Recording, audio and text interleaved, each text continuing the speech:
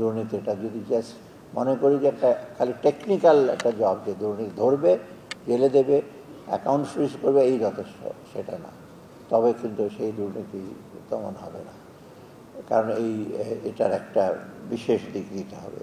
আরেকটা জিনিস অনেকে আর্গুও করে, আমি টক শোতে দেখেছি একবার, এই দুর্নীতি তো অন্য অন্য দেশে হয়, আমেরিকাতে হয়, কোথাও হয় না দুর্নীতি, বাংলাদেশে দুর্নীতি অসুবিধাটা কি?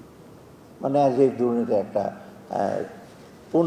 পুণ্যের কাজ, 5 ওয়াক্ত নামাজের মতো দুর্নীতি হইল মাঝে মাঝে বিশেষ এবাদতের মতো। কিন্তু অন্য অন্য দেশের থেকে তুলনা করতে হয়, সব দেশ না, অন্য দেশে কিন্তু বেশ কিছু দেশে বেশ বড় শাস্তি হয়, ধরা পড়লে শাস্তি হবে। আপনি ধরুন না, আমেরিকাতে যদি কেউ ক্রেডিট ডিফল্ট করে, সে বাড়ি ভাড়া নিতে পারবে না, পেট্রোল নিতে পারবে না, সে কিছুই পারবে না। আর আমাদের ডিফল্টার ক্রেডিটের টাকা দিলেন, ব্যাংকের টাকা দিলেন, মহা আনন্দে সব করছে।